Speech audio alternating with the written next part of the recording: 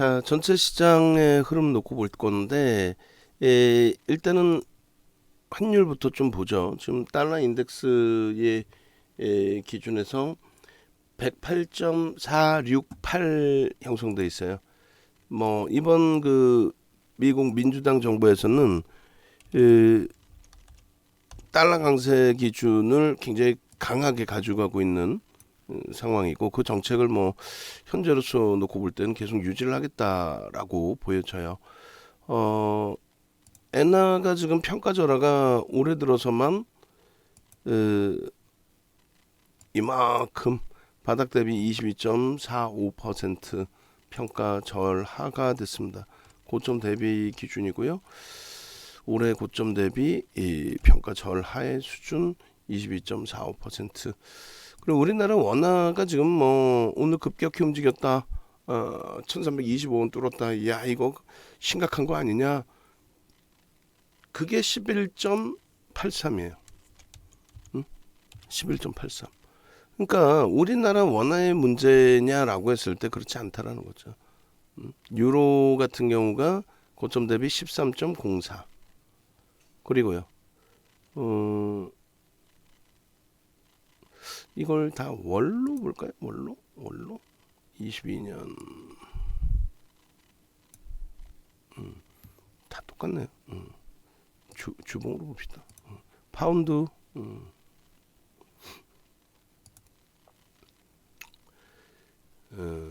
영국의 파운드화 같은 경우에 올해 들어서의 고점 대비 14.49. 이렇게 따지면은 국내 우리나라의 원화 가치의 훼손이 달러 대비해서의 가치 훼손이 제한적이죠. 응?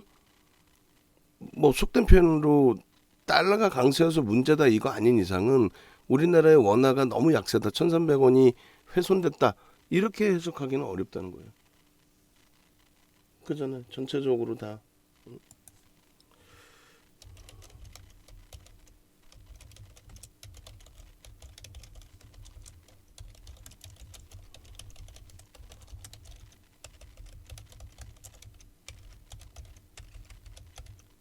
그래서 일단은 인덱스, 달러 인덱스부터 해서 여러 환율 부분을 차분하게 잘 이해해 나가시면 될 것 같고요. 결코 뭐 우호적이거나 긍정적인 환율이라고 표현하기는 어렵습니다만. 예. 그리고 일본 증시가 상대적으로 강세를 띠는 부분은 집권 여당의 이제 선거 승리 부분이 정정 불안을 해소한다는 부분하고 착시 현상이 있죠. 그러니까 지금 일본 증시가 지금 마감이 됐어요. 마감이 됐는데 올해 들어서의 그 등락률의 기준은 글로벌 증시에서 일본이 가장 강하게 방어가 되고 있는 거예요. 올해 고점 대비해서 조정폭은 8.85밖에 되지 않아요. 8.85. 올해 들어서 조정폭이 8.85. 바닥까지 다 치더라도 굉장히 방어력이 뛰어나게 형성돼 있다. 독일 같은 경우가 이번에 이제 뭐 고점 대비해서 바닥이 사실상 지난주에 확대돼 버렸어요. 23.12, 23.12 상당한 거죠. 그리고 미국은 이제 그렇게 흘러가다가 장막판에 이제 방어를 하고 마감을 했는데, 다우지수가 어찌됐건 17.11, 그리고 S&P 500 지수가 21.34, 그리고 나스닥 지수가 뭐 상당하죠. 그렇게 해서 나스닥이 30.60 이렇게 되어 있습니다. 국내 증시는 이제 조금 이따 종가 나오면은 다 들여다볼 텐데, 국내 증시의 낙폭이 특히 이제 6월 이후에 급락이 연출이 되면서 굉장히 깊어졌어요. 35.69 뭐 상상을 초월하게. 아이고 죄송합니다. 이게 전기전자 업종이고 깜짝 놀랐어요. 저도 순간. 올해 이제 고점 대비해서의 하락률이 29.70. 그리고 코스닥 쪽의 낙폭도 뭐 만만치가 않죠. 그렇게 해서 코스닥도 올해 고점 대비 22년 기준 잡으면 26.75, 뭐 만만치가 않습니다. 그래서 일단은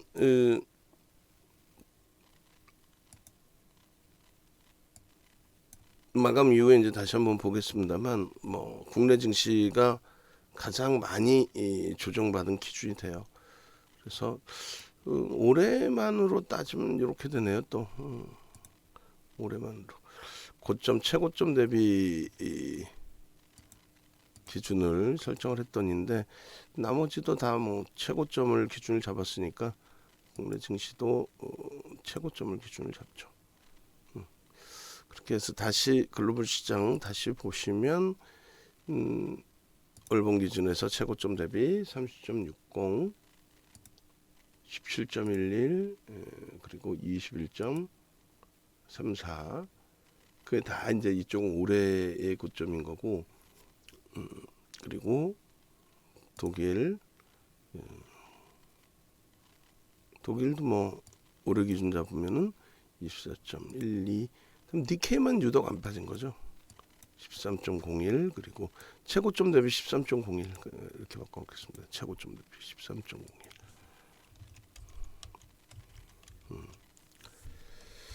그래서 최고점 대비에서의 조정률이 국내 증시가 가장 높고, 또 올해 이제 6월 이후에 조정폭이 가장 높고, 그래서 그 조정의 이유는 아시다시피 지정학적 리스크 부분, 우크라이나가 아니라 그랬어요. 우리나라 자체 지정학적 리스크 부분이 상당폭 확대되어 있는 그 기준과 세계 유일의 이제 분단 국가라는 부분에 대한 부담 요인, 북한의 이제 핵실험이 여전히 예정돼 있는 부분이 부담이 되고, 현 정부의 강경 대응, 정부의 이제 정책이죠. 현 정부 정책이 강경 대응 쪽이고, 이러한 불확실성이 이제 확대돼 있고. 근데 이제 다만 역대 지정학적 리스크 부분은 단기 변동성이 확장되지만 빠른 회복력을 줬다라는 거. 그다음 미국과 중국의 이제 신냉전 체제에 관련된 내용.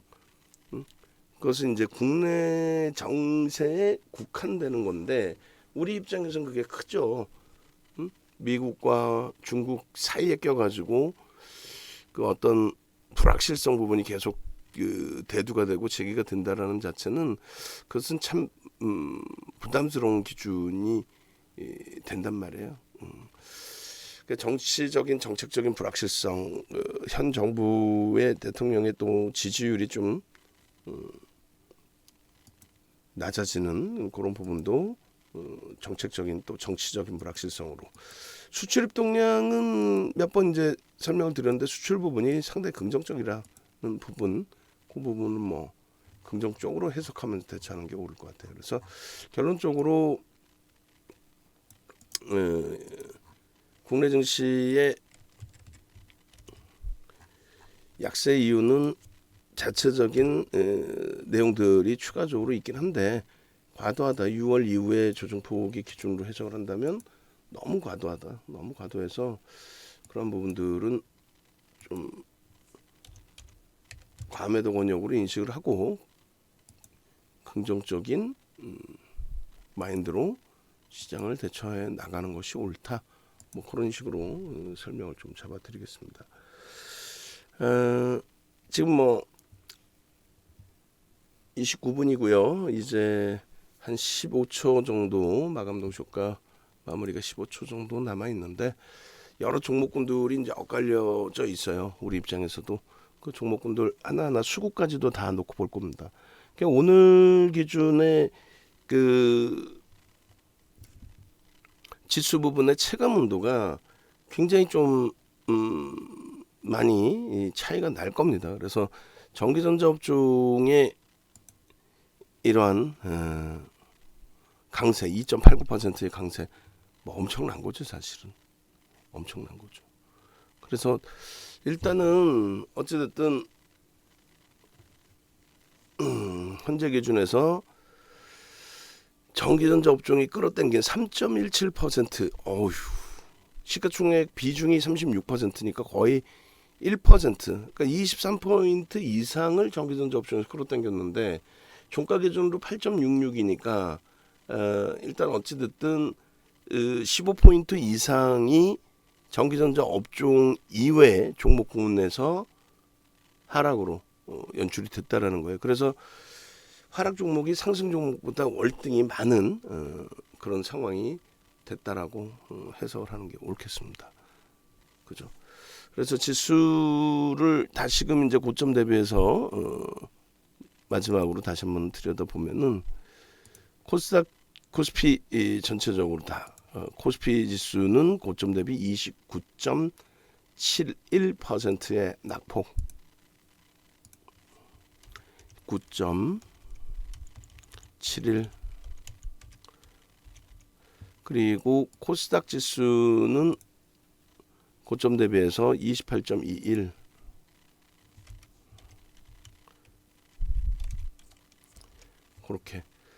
그렇게 해서 고점 대비, 최고점 대비라고 해야 되겠죠. 최고점 대비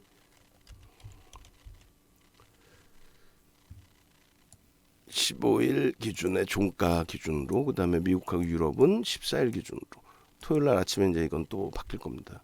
그렇게 돼 있고, 그리고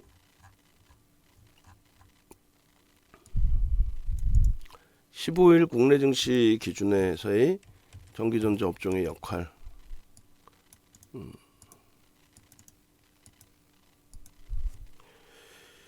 22년 07월 15일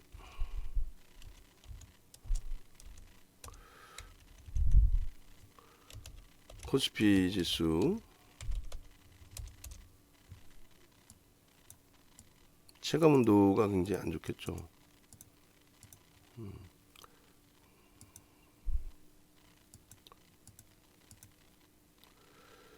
코스피 지수는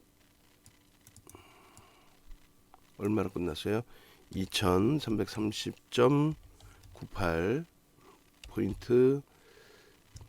그리고 플러스 8.86 포인트, 8.66이네요. 퍼센테이지로 0.37% 플러스죠. 근데 이제 상승 종목이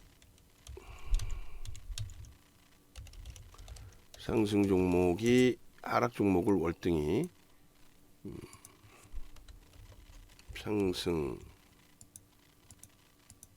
보합, 하락.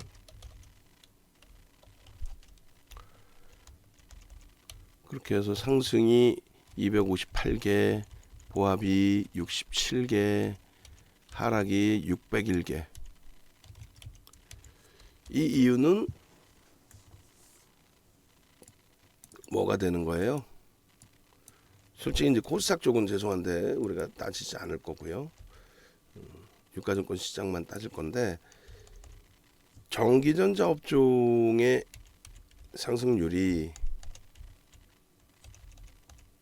체감온도 안 좋죠 지금. 전기전자 업종 등락률 이 부분이 관건인 거죠. 그래서 전기전자 업종이 22,733.24포인트, 이거는 플러스 697.74포인트,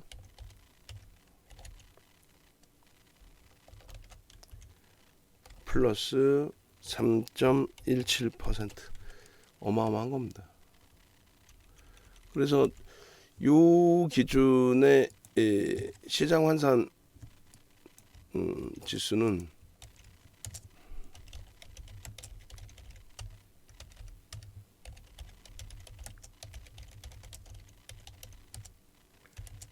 플러스 곱해주면 되죠. 전기전자 업종의 시가총액 비중이 36.10.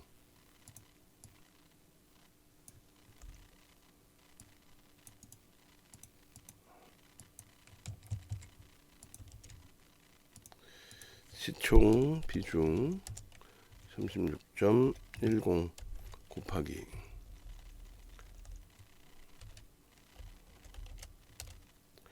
이걸 해주면 이제 36.10 곱하기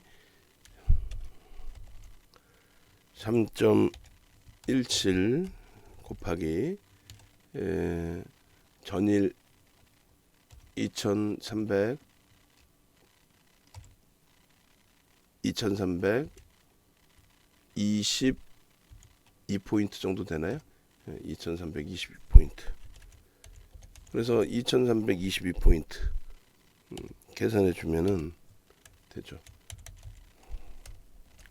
비중 등락률. 결론은 이렇게 3610 곱하기 317 곱하기 2322는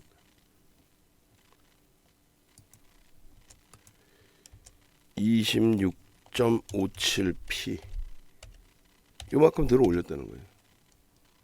시장에 미치는 영향.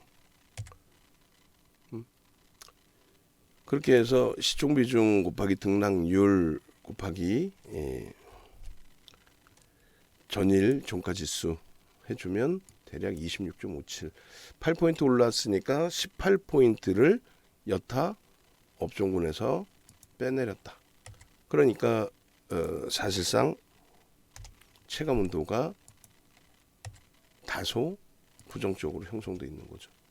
그래서 우리는 그나마 전기전자 업종을 주력으로 가지고 있는 기준이기 때문에 오늘 기준에서는 그래도 즐거운 금요일. 아직 갈 자리가 많고요. 되돌려야 될 부분이 많지만 그래도 오늘의 그 시장 지수 플러스로 마감돼서가 아니라 주력주에서의 강세 부분이 형성되어 있기 때문에 이 부분은 상당히 긍정적으로 해석을 해도 크게 무리는 없겠다 이렇게 말씀드립니다. 수급 범위를 빠르게 이제 놓고 보면서 마감을 칠 텐데요. 삼성전자 부분에 수급 개선폭 있습니다만 가장 중요한 거는 외국인이 500만 주 사서 들어올렸어요.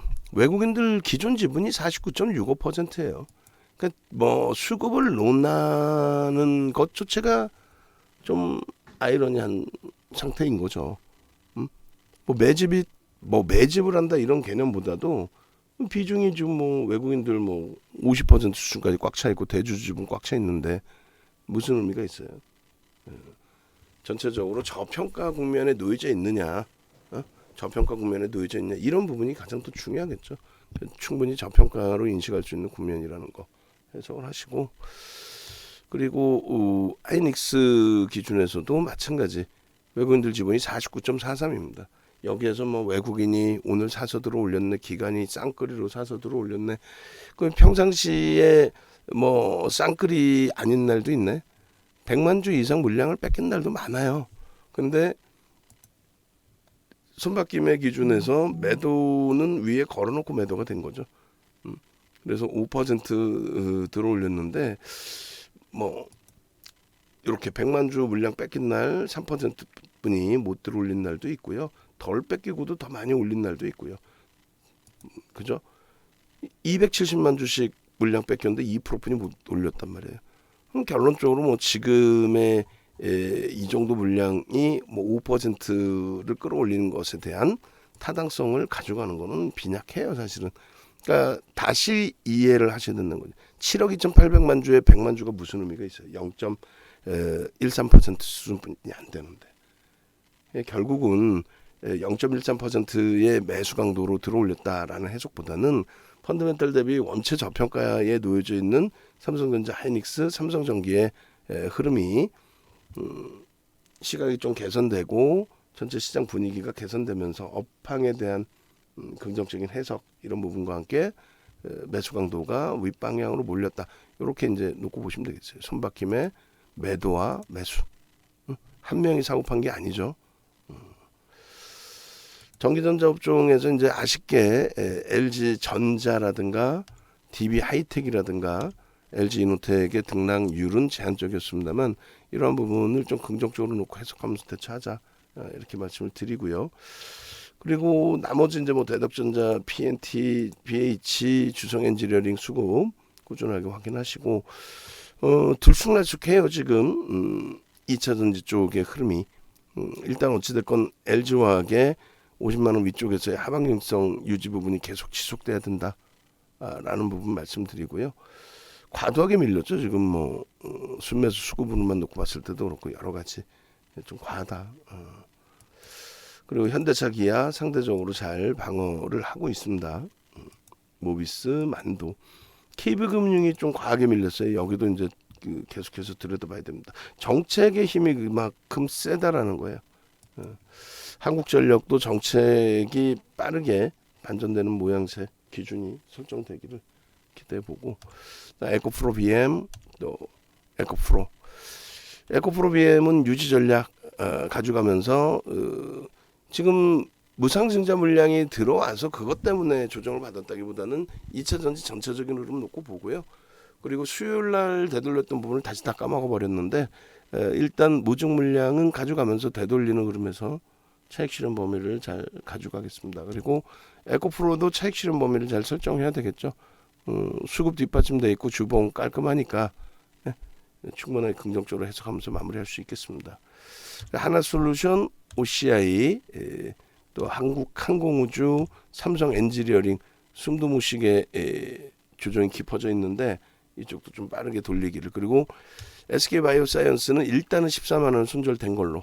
앞전 수익 일부 있었지만은 어찌됐건 좀 아쉬운 부분이 있죠. 평균 단가 대비해서 한 4, 5% 손실이신 분들도 계시고 2, 3%이신 분들도 계시고 또 앞전 수익이 있었기 때문에 커버 되시는 분들도 계실 텐데 어찌됐든 월요일날 또 들여다볼 거예요. 거래량만 추가적으로 강화된다면. 그리고 오리온, SM, 그리고 코스모 신소재 꾸준하게 들여다볼 겁니다. 다. 그다음에 HLB 이런 쪽. 그리고 일동제약은 목요일날 초저녁에 올려드렸다가 스팸 문자 과다로 인해서 투자 주의가 돼서 일단 이제 시장 조치 들어가 있는 건 한 발 뒤에서 본다라고 그랬죠. 그래서 교육용으로만 잡아드렸고 개별 매매 원하시는 분들은 충분히 수익 범위가 잡히시지 않았나 이렇게 생각을 합니다. 자, 결론적으로 주간 단위에서 이제 목이 갑자기 다시 또 너무 좋지 않아서 지금 일주일 내내 약 먹고 최대한 목을 아낀다고 아꼈는데도 DB하이텍 때문에 또 한번 소리를 너무 질렀고 그래서 방송이 야간 방송은 아예 하지도 못했고 또 팍승지 TV 아침 방송도 거의 박영 대표님이 대신 진행을 해주시는 상황까지 형성이 됐습니다. 이제 주말에 목 좀 아껴놨다가 주말 방송도 전부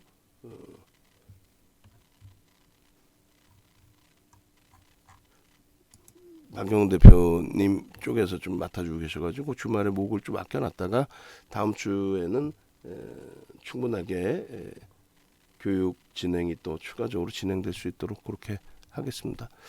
연장하셔야 되는 분들은 연장 기준 잡으시고요. 그 다음에 외부에 계신 분들 같이 참여하시고 싶으신 분들은 네이버에서 검색해서 들어오시면 됩니다. 그래서 네이버에서 윤정두 이렇게 검색하셔서 홈페이지 들어오시면 이렇게 맨 화면에 여러 상품들이 이 배너가 있으니까요. 그 중에서 가급적이면 라이브 방송 위주로 들어오셔서 함께 전략 꾸리시고 어려운 장에 주력 포트폴리오 잘 채우신 이후에 나머지 스윙 단기 종목 기준에서 시장 반등 나올 때 수익 범위를 좀 가져가실 수 있었으면 하는 바람입니다. 자, 영상 올려드리고요. 마무리 짓겠습니다. 음악 올려드릴게요.